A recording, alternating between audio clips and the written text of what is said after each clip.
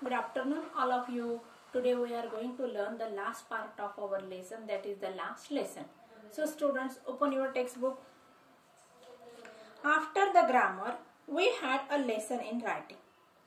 That day Mr. Hamel had new copies for us, on which were written in a beautiful round hand, France, Alex, France, Alex.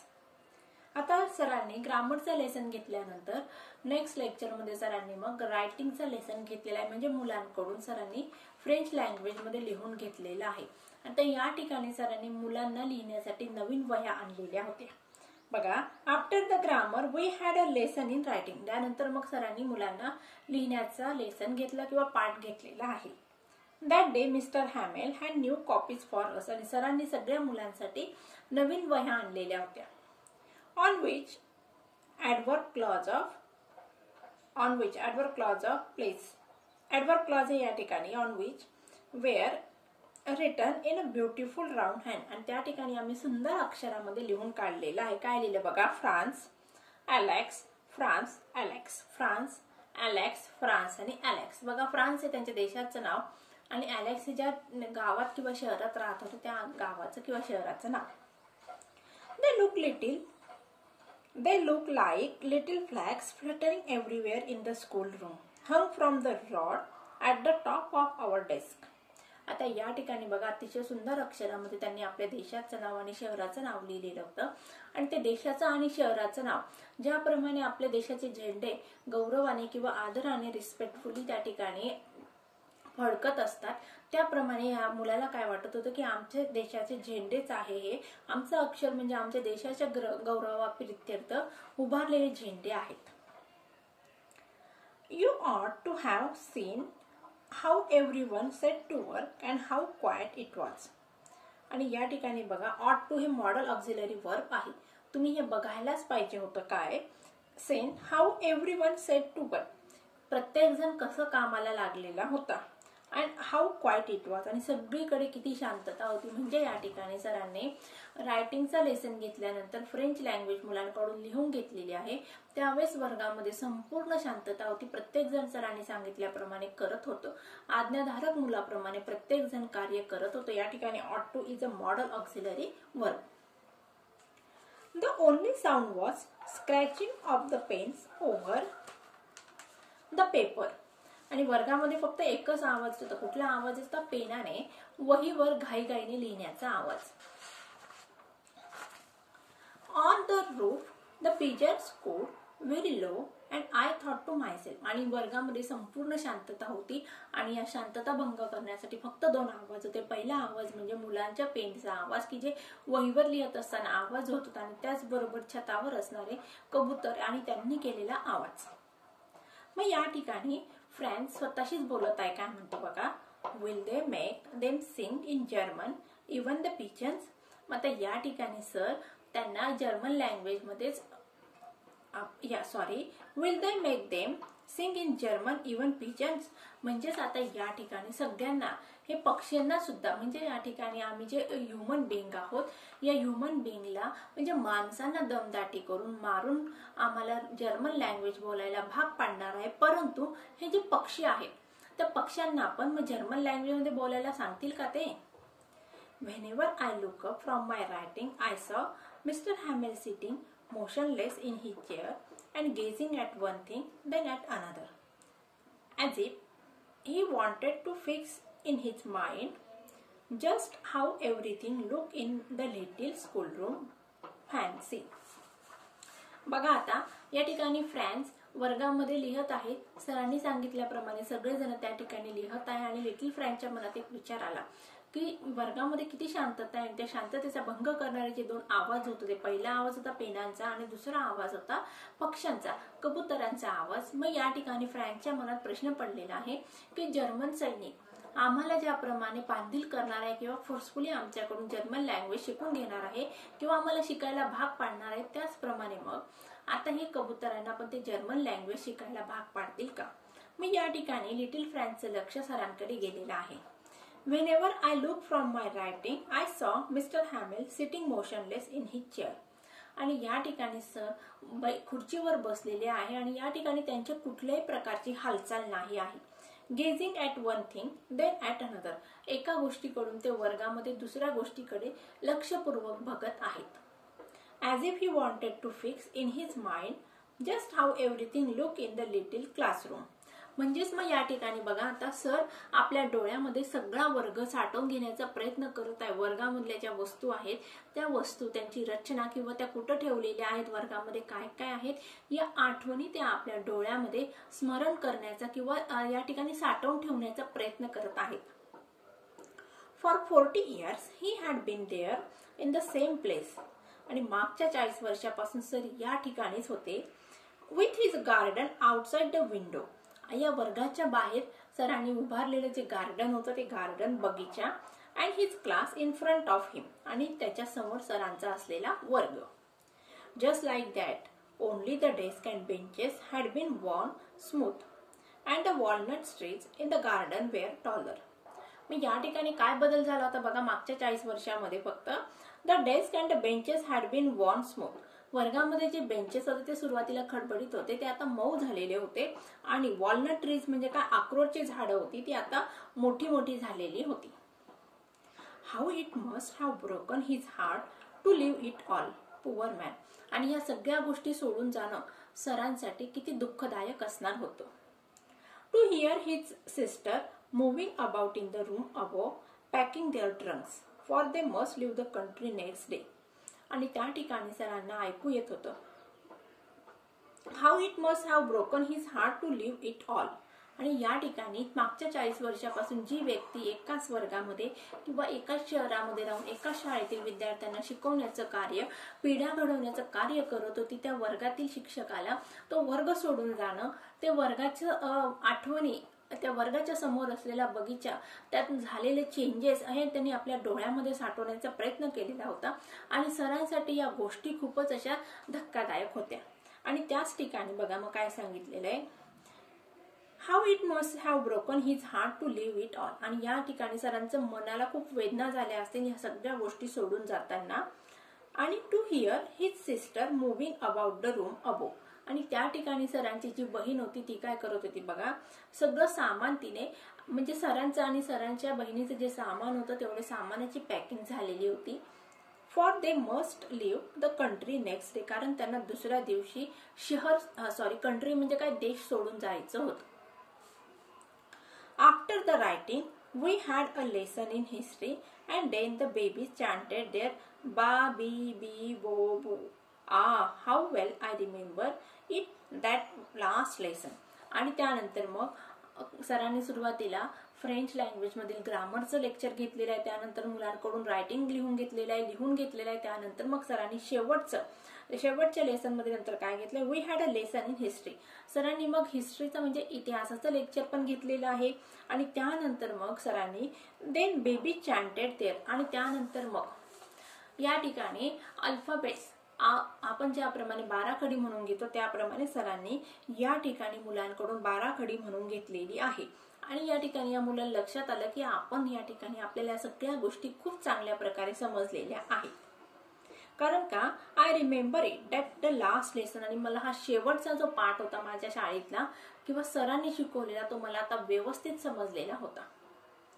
All at once the church clock struck 12. आणि अचानकपणे church मधील घंटा वाजलेली आहे आणि त्या ठिकाणी 12 वाजलेले दाखवण्यात आले किंवा इंडिकेट केलेले आहेत. At the same moment the trumpets of the Persians returning from drill sounded under our windows. Mister Hamel stood up very pale in his chair. I never saw him look so tall. आणि त्याच वेळी church मधील bell वाजलेली आहे, म्हणजे 12 वाजलेली आहे, indicate झालेलं आहे. आणि त्याच वेळी काय झाले बघा, ॲट द सेम मोमेंट, त्याच वेळी the trumpet of the Persian सैनिकांचे विजयी मुद्रेने केलेले आवाज किंवा हावभाव, त्याचबरोबर रिटर्निंग फ्रॉम द ड्रिल, कारण ते कवायत करून परत आलेले होते, साऊंडेड आउट अंडर आवर विंडो. आणि हा सगळा आवाज त्या वर्गाच्या खिडकीपर्यंत येऊन पोहोचलेला होता. Mister Hamel stood up very pale in his chair. आणि सर त्या ठिकाणी तो सैनिक या ठिकाणी कवायत करून परत आल्यानंतर त्यांचा जो आवाज होता तो आवाज ऐकल्यानंतर सर खुर्चीतून उभे राहिलेले आहेत. I never saw him look so tall. आता या ठिकाणी लिटिल फ्रेंड्स काय सांगत आहे की मी सरांना यापूर्वी एवढं उंच कधी बघितलेलं नव्हतं. म्हणजे या ठिकाणी उंच म्हणजे त्यांची उंची एकदम वाढली होती का, तर असं नाही, तर सरांचं मन किंवा गर्वाने किंवा अभिमानाने त्यांचं शिर जे फुलून आलं होतं ते या ठिकाणी फ्रेंड्सने कधीही असं बघितलेलं नव्हतं. My friend said he I but something was choking him, he could not go on. आणि मग सरांनी बोलायला सुरुवात केली, माझ्या मित्रांनो, आणि ते बोलता बोलताच ते अडखळलेले आहेत. चोकिंग म्हणजे काय, अडखळायला लागलेले आहेत. ही कुड नॉट गो ऑन, ते पुढे काही बोलू शकले नाही. Then he return to the blackboard, took a piece of chalk and bearing on with all his might he wrote as large as he could. म्हणजे या ठिकाणी सरांना जे काही बोलायचं होतं, त्यांचे जे शब्द व्यक्त करायचे होते, इमोशन्स व्यक्त करायचे होते, बोलू शकले नाही, अडखळलेले आहेत. त्यानंतर मग ते ब्लॅकबोर्डकडे गेलेले आहे. त्यांनी हातात खडू घेतला आणि खडूच्या साह्याने बोर्डवर त्यांनी काहीतरी लिहिलेलं आहे. काय लिहिले ते बघायचं आपल्याला. जेवढं आहे बघा, blackboard took a piece of chalk bearing on with all his might. All his might म्हणजे काय, पूर्ण त्यांच्या ताकदीनिशी त्यांच्या जेवढं बळ होतं शरीरामध्ये तेवढं बळ एकवटून त्यांनी बोर्डवर लिहिलंय की जेवढं मोठं त्यांना लिहिणं शक्य होईल तेवढं मोठं त्यांनी लिहिलंय. विव ला फ्रान्स. काय लिहिलं होतं बघा तिने, विव ला France. Then he stopped and leaned his head against the wall and without a word he made a gesture to us with his hand. School is dismissed, you may go. म्हणजेच या ठिकाणी काय केलेले, विव ला फ्रान्स म्हणजे फ्रान्सचा विजय असो, फ्रान्सचा विजय असो, या ठिकाणी सरांनी बोर्डवर लिहिलेलं होतं फ्रेंच लँग्वेज मध्ये. देन ही स्टॉप, आणि ते अचानकपणे थांबले. Lean his head against the wall, आणि त्या भिंतीसमोर त्यांनी आपलं खडू बोर्डासमोर त्यांनी आपलं डोकं झुकवलेलं आहे विथ रिस्पेक्ट, काही न बोलता. He made a gesture to us with his hand, आणि त्यांनी हातानेच आम्हाला सगळ्यांना खुणवलेलं आहे. School is dismiss, you may go. वर्ग संपलेला आहे, शाळा संपलेली आहे, तुम्ही जाऊ शकतात. या ठिकाणी बघा विद्यार्थ्यांनो, एक वृद्ध जे शिक्षक आहेत की जे मागच्या 40 वर्षापासून आपल्या देशासाठी, देशातील लोकांसाठी अखंडपणे ज्ञानदानाचं कार्य करत आहे. त्या ठिकाणी त्यांना आपल्या देशाबद्दल, आपल्या लँग्वेज बद्दल, फ्रेंच लँग्वेज बद्दल त्यांना अभिमान होता. आणि त्या देशावर झालेलं हिटलरचं आक्रमण आणि त्यांना करण्यात आलेली सक्ती जर्मन लँग्वेज शिकण्याची, ती त्यांच्यासाठी फार अवघड किंवा जिव्हारी लागलेली गोष्ट होती. आणि या ठिकाणी मग सरांनी त्या ठिकाणी तो देश सोडून जाण्याचं ठरवलेलं आहे. आणि 40 वर्ष जी व्यक्ती एकाच ठिकाणी राहून कार्य करत होती त्या व्यक्तीला त्या ठिकाणून सोडून जाताना काय वेदना होत असतील, आणि त्याचबरोबर देशप्रेमाची जी भावना प्रत्येक व्यक्तीच्या मनात दडलेली असते ती या ठिकाणी उचंबळून बाहेर आलेली आहे. आणि सरांनी मग शेवटी आपल्या देशासाठीच्या ज्या भावना होत्या किंवा देशप्रेम होतं ते बोर्डावर लिहून या ठिकाणी व्यक्त करण्याचा प्रयत्न केलेला आहे. ज्याप्रमाणे आपण राष्ट्रगीत सुरू होताना आपल्या देशाप्रतीचा अभिमान आपण शांतपणे उभं राहून न हालचाल करता न बोलता आपण व्यक्त करत असतो, त्याप्रमाणे या ठिकाणी सरांनी त्यांचा रिस्पेक्ट, आपल्या देशाबद्दलचा रिस्पेक्ट व्यक्त केलेला आहे. आणि या ठिकाणी मग सरांनी सगळ्यांना त्या ठिकाणी शाळा संपलेली आहे हे खुणवलेलं आहे. कारण या ठिकाणी सरांना काय बोलावं हे शब्द सुचत नव्हते, त्यांचे इमोशन्स त्या ठिकाणी पूर्णतः चोकअप झालेल्या होत्या. चला मग विद्यार्थ्यांनो, तुम्हाला लेसन व्यवस्थित समजला असेल. चला आता आपल्याला इंग्लिश वर्कशॉप बघायचं आहे. Find the meaning of the following words from a good dictionary. या ठिकाणी मी मीनिंग सांगते ते लिहून घ्या पटकन. पहिलं sawmill, a factory where wood is cut with machine. लिहा, सॉमिल म्हणजे काय, a factory where wood is cut with machine. Second, Persian, German inhabitant of Persia. तिसरं, apprentice, a person who learns some skill needed in his job.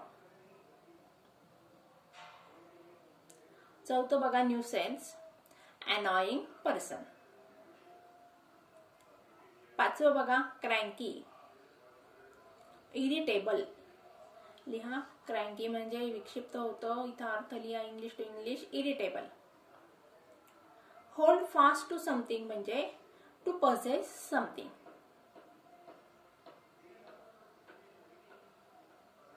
At one stroke लिहा, with a single immediate action. शेवटचा शब्द आहे बघा, might, तिथं लिहा strength. दुसरा प्रश्न आहे बघा, list the people and their occupations mention in the story. मग या ठिकाणी mister Hamel teacher, little Franz student. या ठिकाणी अजून बघा ब्लॅक स्मिथ आहे, वॉचर आहे, यांची सगळ्यांची नावं तुम्ही या ठिकाणी उत्तरात लिहायची आहेत.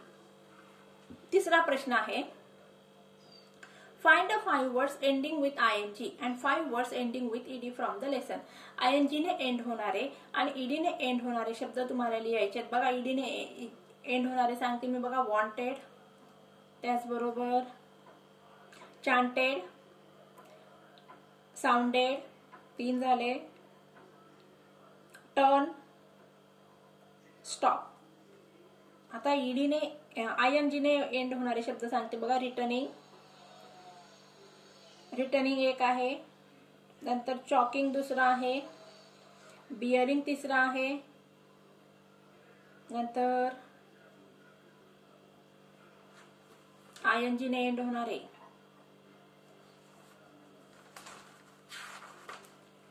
नेक्स्ट पेज वर बघूया आपण, लर्निंग आहे आणि शेवटचं बघा